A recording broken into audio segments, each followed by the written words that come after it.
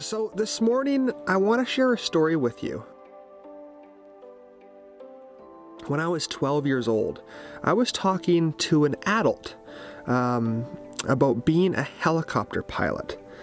I said, if I could only become a helicopter pilot, I would be happy. I would be happy all the time. Life would be perfect. And that adult looked down at me with a smile on their face. And they said, you can't just be happy all the time. Life will never be perfect. Well, I thought about that for 14 years, and it's always been in the back of my mind. And after 14 years, I've come to the conclusion that I 100% disagree with that statement. I think that life is perfect, and I think that you can be happy all the time.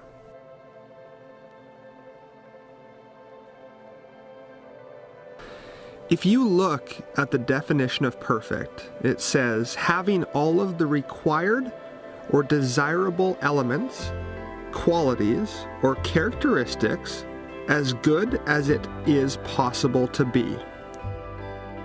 So let me ask you this: who decides if it's as good as it can possibly be?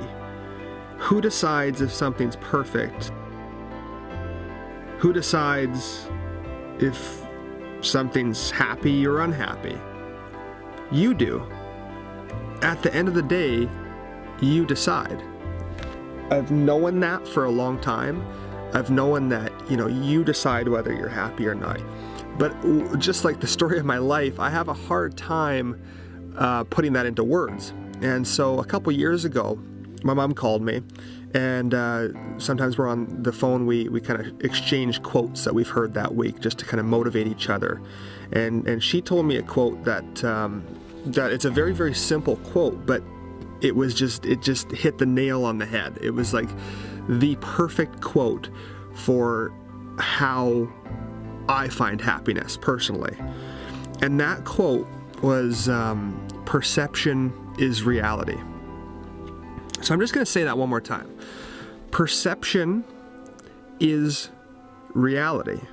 Your perception is your reality. How you see something, how you look at something, how you talk about something is what it ends up being. The greatest gift we have are our thoughts. You get to decide how you want to see something. You get to decide what something is. You get to decide whether the glass is half full or half empty. That is the most powerful thing that we as human beings have. Now, one thing I'll tell you is that if you're doing something you don't want to do, meaning work-wise, if you're in a job that you hate, that's going to be a whole lot tougher, because if you're going to something you hate doing every single day, it's going to be hard to put a positive twist on that. When I was 18 years old, I drove trucks in the oil industry in Alberta, and I absolutely hated it. But even hating your job, I made the best out of my thoughts, and I truly was, even though I was hating what I was doing, I truly was, for the most part, happy every day. So what I would highly recommend for all of this to make sense and for all of this to puzzle together perfectly is find something you want to do. As soon as I moved here to Vancouver Island and became a bus driver, actually even the job before this, that's when I truly disagreed with the statement of life cannot be perfect and you cannot be happy all the time. That's when I truly disagreed with that statement. When I walk around in public and people say, "How are you?" I always say, living the dream. I'm living the dream. Because number one, it's true. I truly believe that. And it's funny because it's at the end of my videos, but that's what I always say. I always respond like that. Even if I'm having a bit of a rough day, or I'm tired, or maybe even a little bit grumpy, I say I'm living the dream, because it's true. A bad day doesn't mean that I'm any less happy. I'm just, having a bad day. Maybe I'm a little tired or whatever. A bad day and happiness are completely two different things. But anyways, I say that I'm living the dream. And a lot of people's response to that, and then I ask, I'm living the dream, you? and they say, oh, I'm living the dream, all right, somebody else's dream. A lot of people say that. A lot of people say that. And or when you go up to somebody and you say good morning and they say what's good about it. Are you kidding me? Are you kidding me? You're telling yourself in the morning what's good about today. What do you think that day is going to bring you? Like that, it doesn't make any sense. You have to start telling yourself a different story. You have to focus on a different way to look at things, because what you focus on grows. If you focus on happiness, happiness will grow. If you focus on being unhappy, like people who say what's good about it, then you're just spiraling downwards. You're headed for a place that is very, very, very unpleasant to be.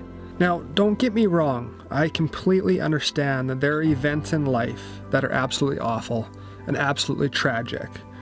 But I'm talking about first world problems, as I like to say. The problems that we can use our thoughts to think through it and think positively about it. So my friends, that is how I find happiness every single day. I just perceive life in a happy, positive manner, and that's now my reality. You know, you use your thoughts to create a positive outlook. You just see the positive in everything. So that's how I do it. I hope that you can do the same thing if you don't already.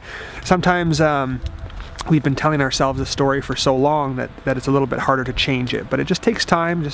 Just really be conscious of what you're thinking, and you'll soon figure out, oh yeah, I'm thinking some negative thoughts here. Change that around to positive, and keep living that dream. Make that dream a reality by the story you tell yourself. Until next time, take care of yourself, and bye-bye.